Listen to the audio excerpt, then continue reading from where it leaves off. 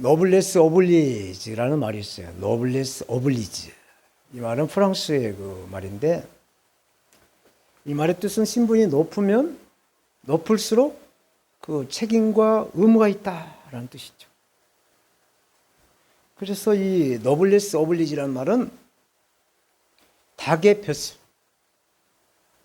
노블레스는 닭의 벼슬이라는 뜻이고, 오블리지는 그 닭의 그 노른자. 계란 안에 보면 노른자 흰젓이 있잖아요. 노른자라는 뜻이 있어요. 그래서 닭의 사명은 이 벼슬에 있는 것이 아니라 계란을 낳는데, 이 알을 낳는데 닭의 사명이 있다라는 얘기죠. 그래서 이 말을 이 예수 믿는 이 그리스도인들에게, 저와 여러분들에게 적용하기 위해서는 우리가 예수 그리스도를 믿는 그리스도인으로서 하나님의 말씀대로 살아가려고 힘쓰고 애를 써야 된다는, 그 힘쓰고 애를 써야 된다는 그 책임과 의무가 있다라는 말씀이죠. 왜 그럴까? 성경은 우리에게 제사장이라고 말씀을 하고 있어요. 베드로전서 2장 9절에 오직 너희는 택하신 족속이요, 또 왕같은 제사장이요 거룩한 나라요 그의 소유된 백성이니 이는 너희를 어두운 데서 불러내어 그 귀한 빛에 들어가게 하신 자의 아름다운 덕을 선전하게 하십니다 말씀하고 있어요. 성경은 저와 여러분들을 왕같은 제사장이다 라고 말씀하고 있어요. 그래서 오늘 또 이 추석 연휴 가운데 주의를 지키기 위해서, 이 제사장 직분을 지키기 위해서 정말 먼 거리, 고향에서 또 노원에서, 김포에서, 성남에서, 분당에서 여기까지 오신 여러분들을 예수님의 이름으로 환영합니다. 우리 한번 추석 명절이고 있어 인사 한번 서로 하면 좋겠어요. 왕같은 제사장님 잘 오셨습니다. 왕같은 제사장님 정말 잘 오셨어요. 아멘. 할렐루야. 로마서 강해를 지금 하고 있는데, 로마서의 주제는 오직 믿음으로 구원이에요. 믿음으로 말미암아 구원을 받는다라는 말씀이 로마서의 주제입니다. 그래서 하나님의 의가 뭐냐? 예수 그리스도죠. 그래서 우리가 예수 그리스도를 믿고 구원받는 자로 삶을 살려고 한다면 코람데오, 로마 말로, 이태리어 말로 라틴어라고 하는데 라틴어로 코람데오, 데오는 하나님이고 코람은 앞에서예요. 하나님 앞에서 우리가 살아가는 것처럼, 우리가 사람들 앞에서 살아가는 것처럼, 아무도 없는 곳에서 뭐 담배 공추도 버리고 뭐 쓰레기도 버리지만 사람 앞에서 뭐 이렇게 높으신 어른 앞에서는 침도 함부로 못 뱉잖아요. 그런 것처럼 하나님 앞에서 이렇게 살아가야 된다라는 뜻이죠. 코람데오라는 말이 그런 뜻이에요. 그래서 로마서의 핵심의 성구 구절은 로마서 1장 17절 말씀이죠. 복음에는 하나님의 의가 나타나서 믿음으로 믿음에 이르게 하나니 기록된 바 오직 의인은 믿음으로 말미암아 산다라는 것이죠. 로마서는 이렇게 죄인들이 천국에 들어가려면 하나님의 의인 예수 그리스도를 믿는 자로의 삶을 살아야 한다라는 것이죠. 그러면 믿는 자의 삶, 성도의 삶을 어떻게 살아야 되는가? 믿음으로 구원받는 자로의 삶을 어떻게 살아갈 수가 있을까? 오늘 본문은 거기에 대해서 말씀을 해주고 있어요. 우리가 천국에 들어가기 위해서는 우리의 말이나 어떤 우리의 자격이나 어떤 우리의 물질이나 우리의 어떤 선한 행동으로 천국에 들어가는 것이 아니라는 것입니다. 오직 믿음으로 예수 그리스도를 믿어야만 구원을 받고 천국에 들어간다라고 말씀하고 있어요. 그래서 우리는 여기에서 행위와 행함을 구별할 줄 알아요. 완전한 의, 예수 그리스도를 완전히 믿는 이 행함이 있어야 구원의 확신, 영원 구원에 대한 확신을 가질 수가 있어요. 행함을 강조하는 성경 가운데 신약 성경에 야고보서가 있어요. 야고보서를 보면 2장 21절 2절에 우리 조상 아브라함이 그 아들 이삭을 제단에 드릴 때에 행함으로 위롭다 하심을 받은 것이 아니냐. 내가 보거니와 믿음이 그의 행함과 함께 일하고 행함으로 믿음이 온전케 되었다 말씀하죠. 또 로마서 2장 6절에도 각 사람에게 그 행함대로 하나님이 보응을 하신다, 갚아주시겠다 말씀하는 거죠. 그리고 2장 13절에도 율법을 듣는 자가 의인이 아니요 율법을 행하는 자라야 한다 라고 그 의인이 구원받는 자의 삶을 말씀하고 있고, 오늘 본문에도 2장 25절에 율법을 행한 즉 할례가 유익하다. 그러니까 행함을 강조를 하고 있어요. 행위와 행함을 오늘 본문에서는 표면적인 유대인이냐 이면적인 유대인이냐, 유대인의 그 율법을 놓고 빛깔만 무늬만 골드 금빛이냐 아니면 골드 순금이냐, 행위와 행함을 말씀하고 있어요. 오늘 본문에서 말씀하는 겉모습의 표면적인 무늬만 그리스도인이냐 아니면 속사람의 그 보이지 않지만 언행 말과 행동이 일치되는 그러한 그리스도인이냐. 그래서 표면적 그리스도인, 이면적 그리스도인이라는 제목으로 하나의 말씀을 받겠습니다. 첫째로 우리가 이면적인 그리스도인이 되려고 한다면 언행 말과 행동이 일치되고 있는가에 대해서 말씀을 합니다. 여러분들의 인생에는 두 길이 있어요. 한 길은 예루살렘으로 올라가는 길이에요. 또 한 길은 저 여리고로 내려가는 길이 있어요. 모든 사람들이 이 두 길을 지금 가고 있습니다. 예루살렘 올라가는 길은 저 천국을 소망하면서 살아가는 삶이고, 또 여리고로 저렇게 내려간 사람들은 세상을 바라고 세상에 빠져있는 그런 삶을 말하는 거예요. 이 두 길 가운데 천국을 소망하면서 오늘 또 이렇게 추석 연휴 한가운데 주일날 이렇게 주의를 지키기 위해서 예루살렘에 올라가는 그 힘든 길을 우리는 지금 성령과 함께 걷고 있는 줄로 믿습니다. 이 세상에 존재하는 수많은 민족들 가운데에도 가장 큰 자부심을 가지고 살아가는 민족이 있다라는 것이죠. 그게 바로 유대인이에요. 유대인은 하나님이 택하신 선택받은 선민이라는 선민의식을 가지고 있어요. 하나님의 그 선민의식으로 이렇게 막 유대인들은 폼을 잡고 막 이렇게 살아가는 그 종교적인 그 유대인에게 예수님이 마태복음에서 이렇게 말씀을 하죠. 마태복음 21장 31절 내가 진실로 너희에게 이르노니 세리들과 창기들이 너희보다 먼저 천국에 들어갈 것이다 말씀합니다. 예수님 속칭 하나님의 선민들, 유대계 지도자들, 그러니까 대제사장이나 서기관이나 바리새인들, 너희들은 천국에 들어가기가 정말 깝깝하다, 들어갈 수가 없다. 그러나 세리나 창기들은 천국에 너희보다 더 빨리 들어갈 것이다 라고 말씀하고 있어. 왜 그럴까요? 왜 세리와 창기들이 이 정통 유대인들보다 먼저 천국에 들어갈 수 있을까?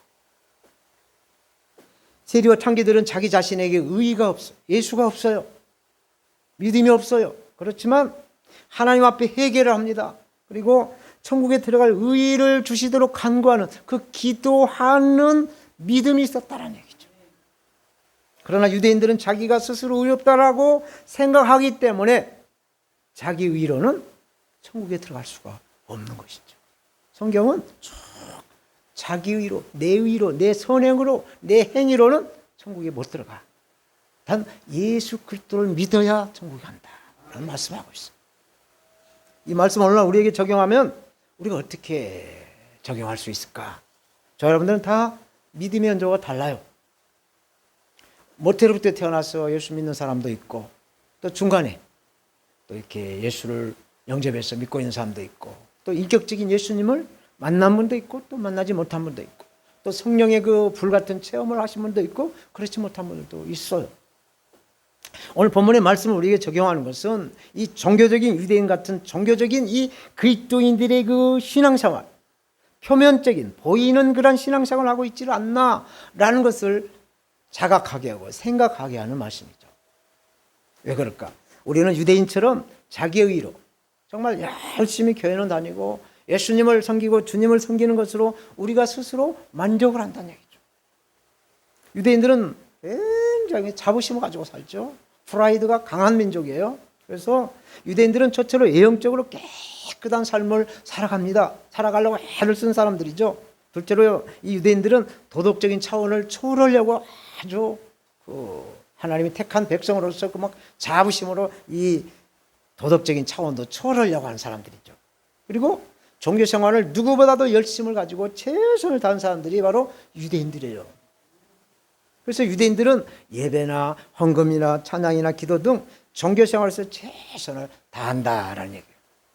이러한 표면적인 유대인들이나 표면적인 그리스도인들의 종교적인 관점은 거의 같다, 똑같다라는 얘기예요. 유대인을 영어로 주시라고 그래요. 주시란 말은 야곱의 넷째 아들 유다의 후손이다라는 뜻이죠. 그래서 유다인 하다가 이게 언어가 변화가 돼서 유다인이 유대인으로 바뀌어서 이렇게 불려지게 되는 겁니다. 유대인이 가지고 있는 자부심의 내용은 오늘 본문 17절에서 20절에 말씀해주고 있어요. 17절 봅니다. 유대인이라 칭하는 네가 율법을 의지하며 하나님을 자랑하며 유대인들의 첫 번째 자부심은 하나님부터 받은 율법으로 우월감을 가지고 있다는 얘기죠. 그래서 율법을 받은 자로서 율법이 없는 이방인들을 무시하고 이렇게 막아줘 경멸한다라고 그래요. 그래서 사마리아 사람들을 개로 취급할 정도로 요즘 개가 막 우리나라 정치권에서 많이 돌더라고요. 뭐 개딸이니 뭐 하여튼 뭐 개가 많이 돌아요. 지금 개 세상이에요. 지금 뭐 공원을 가나 어느 집에 가나 다 한 마리씩 있더라고요. 이 개가 요즘 키워드가 됐어요. 좌우지간. 하여튼 이 율법으로 인한 우월감만 가졌지 러블리스 오블리지를 같이 이게 거룩한 백성으로 특권과 책임을 무시를 해버린다. 살아가지 않는다. 라는 얘기죠. 그러면서 하나님은 또 자랑한다는 얘기예요. 하나님의 백성이라고 하나님을 자랑한다라고 말씀을 하고 있어요. 18절. 율법의 교훈을 받아 하나님의 뜻을 알고 지극히 선한 것을 좋게 여기며. 유대인들이 두 번째 자부심을 말씀하고 있어요. 유대인들은 하나님의 말씀을 교훈으로 받습니다. 그래서 유대인들의 자녀들은 모세오경 어린이들 다 달달달달 암송을 해요. 다 읽습니다. 다 암송을 해요. 그래서 유대인들은 하나님의 말씀에 영감을 받았기 때문에 말씀에 의지해서 상상을 하고 판단한다는 거죠. 세계관이 하나님 중심 안에서 이렇게 항상 그 판단을 한다는 얘기예요. 이렇게 다른 민족과 다른 모습을 유대인들은 보여주고 있습니다. 그래서 유대인들은 사물을 바라볼 때 그 본질, 핵심의 본질을 본다는 얘기예요. 그런 보는 눈이 있어요. 그러나 이방 민족들은 현상, 나타나는 그 현상을 보는 특징을 가지고 있다라고 말을 해요. 유대인들이 그 원리와 그 본질을 바라보는 능력을 가지고 있는 것이죠. 그래서 그 결과를 바라봤을 때 우리가 가장 이 세상에, 이 세계에서 가장 그 상이 최고 높은 상이 노벨상이라고 하죠. 권위가 높은 상을 노벨상을 하는데 이 노벨상의 수상자의 그 프로테지가 유대인들이 가장 많이 부포되어 있어. 나라별로 나라는 다르지만 미국이나 뭐 러시아나 유럽에 각 나라가 있지만 그분들의 민족상으로는 거의 유대인들이 많이 들어있다라는 얘기죠. 그렇지만 오늘 본문 19절에서 20절은 그것도 아니라는 얘기예요. 무슨 얘기냐? 네가 율법에 있는 지식과 진리의 규모를 가진 자로서 소경의 길을 인도하는 자요 어둠에 있는 자의 빛이요 어리석은 자의 훈도요 어린아이의 선생이라고 스스로 믿는다 말씀하고 있어요. 사도 바울은 유대인들이 그 심중을 아주 정확하게 꿰뚫어보고 이렇게 바라보는 것이죠. 어떻게 이렇게 사도 바울이 이렇게 유대인들의 그 속마음을 알 수가 있을까? 예수님을 사도 바울은 인격적으로 만나기 전에는 똑같이 그 유대인들과 같은 삶을 살았기 때문에 더 동병상련으로 잘 알을 수 있을 것이다 라고 저는 생각을 해봤어요. 유대인들은 하나님의 의인 예수들을 믿지 않아요. 지금도 이스라엘 가보면 예수 안 믿어요. 예수님을 그리스도 예수를 모세와 같은 선지자의 하나로 보고 있어요. 구세주라고 믿지는 않습니다. 이스라엘 사는 유대인뿐만 아니라 디아스포라 전 세계에 흩어져 있는 유대인들도 맞죠. 제가 중국에 있을 때도 유대인을 만났어요. 중국에서도 유대인이 살더라고요. 예수 그리스도를 인격적으로 받아들이지 않는 거죠. 그냥 성경에 나온 선지자 정도로 이렇게 받아들이고 있는 모습을 보게 됐지요. 그래서 바울은 오늘 본문에서 유대인들의 선민의식, 택한 하나님의 백성으로 그 자부심을 바울은 무시하지 않아요. 하나님이 택했으니까 그 자부심은 무시를 하지 않아요. 그러나 유대인들이 그 자부심으로 인해서 그 특권의식을 잘못 이해함으로 자기들의 영혼을 구원하지 못하는 것에 대한 것을 그 안타까운 마음을 지적해 주고 있어요. 사랑하는 여러분, 오늘날도 교회를 열심히 섬기는 저를 비롯해서 교회 목사, 또 장로, 권사, 사역자들, 여러 사람들이 하나님께 선택을 받고 쓰임받고 있다는 이 자부심을 가지고 신앙생활, 주님의 이 사역을 감당하고 있어요. 그런데 내적인 중심에 정말 주님이신 예수님을 의지하는가? 아니면 내 경험, 내 타성, 내 알고 있는 지식, 이것으로 주님의 일을 하고 있지 않은가? 이것을 오늘 본문은 분별하라고 말씀하고 있어요. 저는 늦게 신학을 공부하고 늦은 나이에 목회자가 되어서 항상 늘 배가 고파요. 부족해.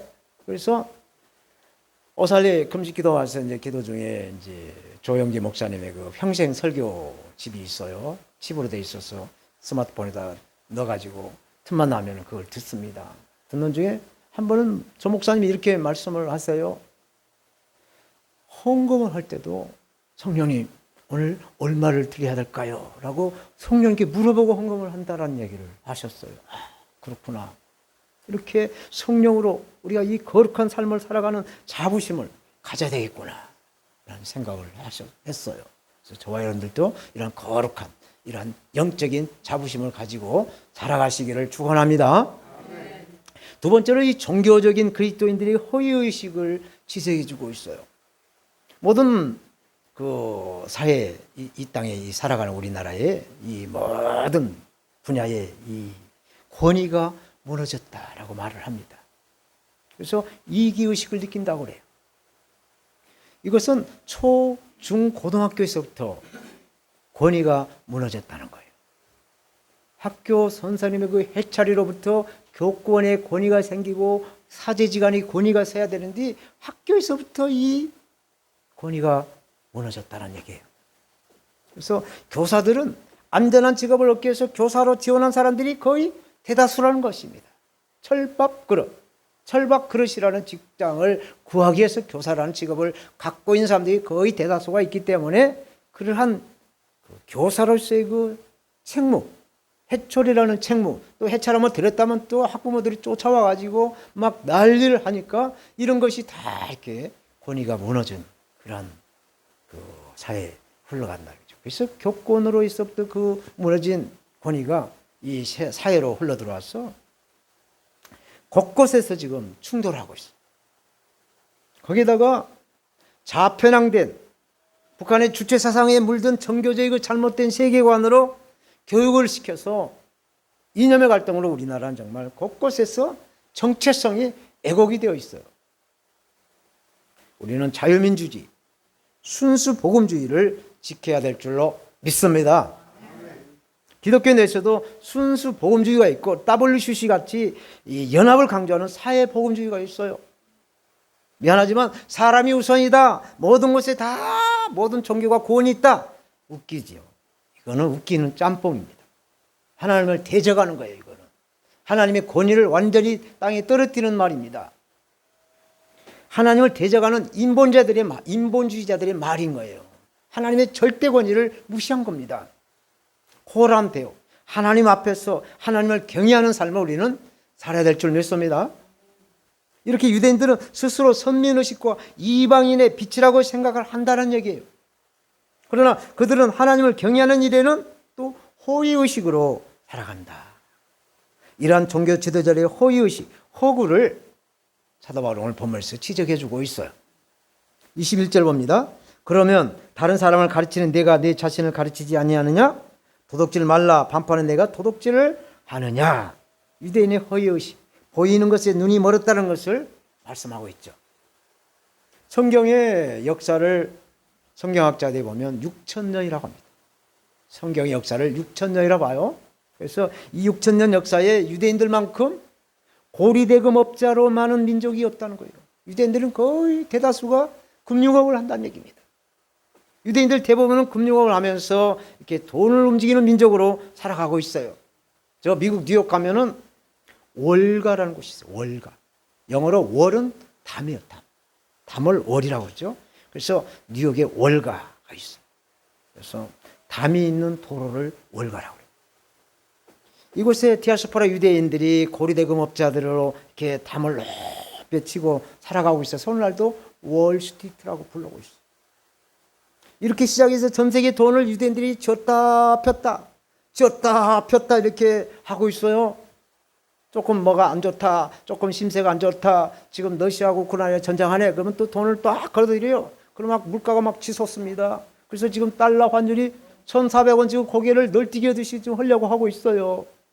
우리나라는 IMF 이후 이렇게 최고의 환율로 이렇게 어렵게 살아가고 있어요.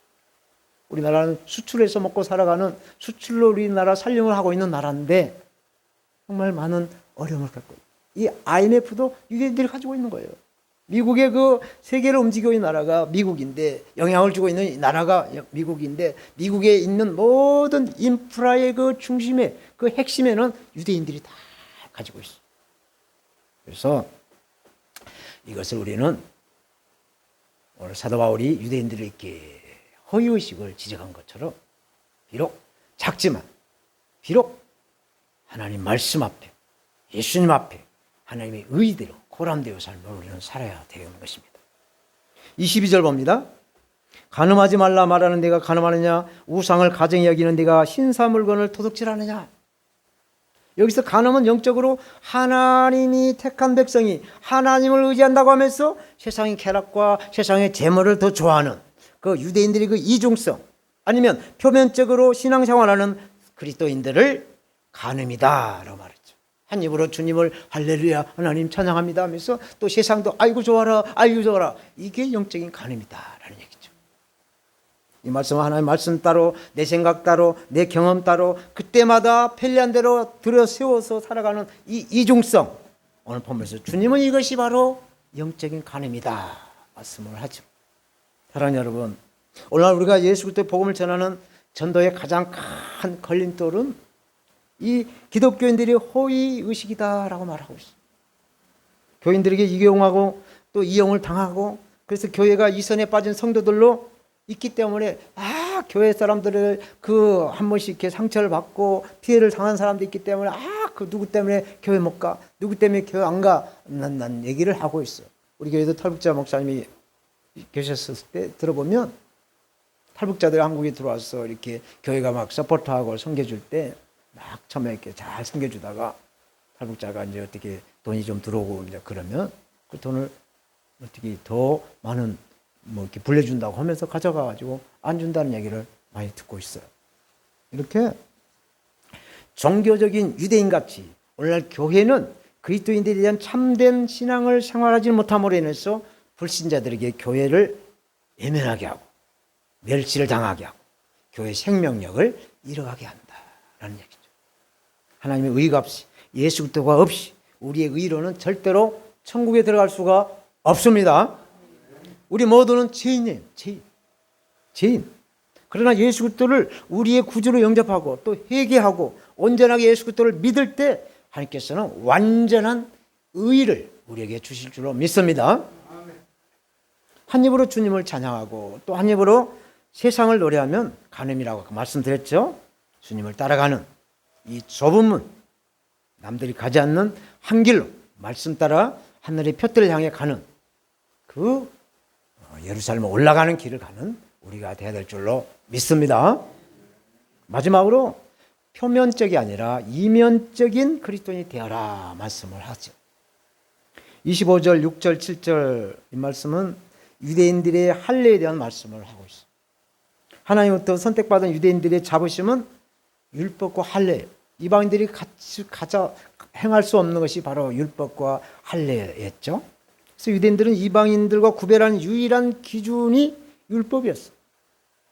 남자아이는 태어나자마자 8일 만에 할례를 하죠.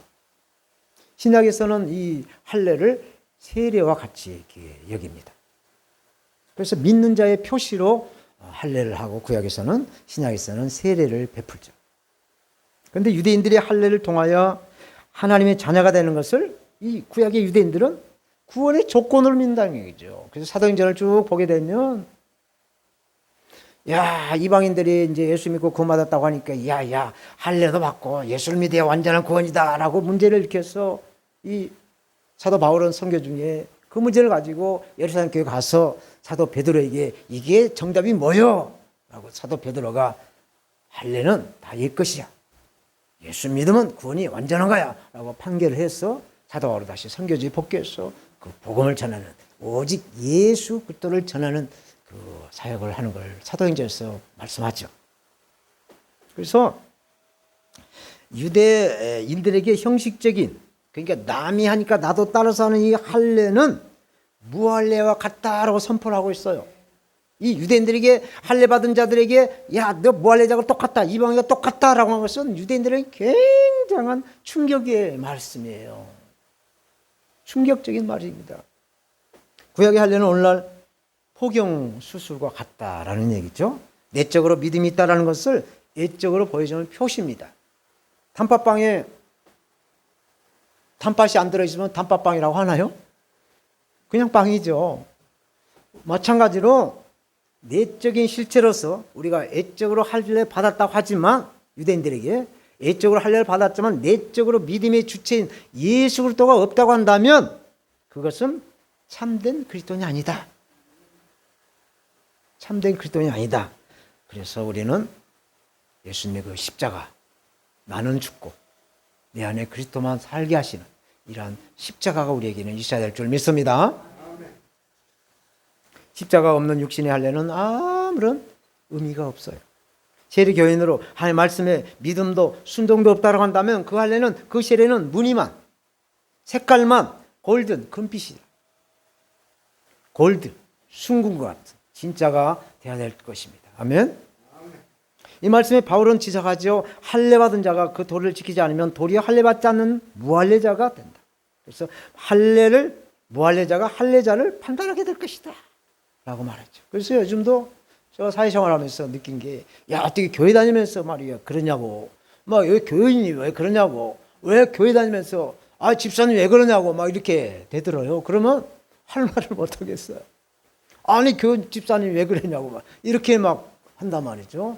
이게 무신론자가 이 신자들을 갖다가 판단을 하는 걸 제가 겪어봤거든요. 아주 똑같이 일을 하는데 이 목사도 사람 아닌가요? 사람이죠. 이 예수 믿는 사람도 똑같은 사람이거든요. 그렇지만 이제 할 말이 없으니까 교회 다니는 사람이 왜 그러냐고 이렇게 한다는 얘기를 오늘 본문에서 하고 있어요. 28절 9절 봅니다.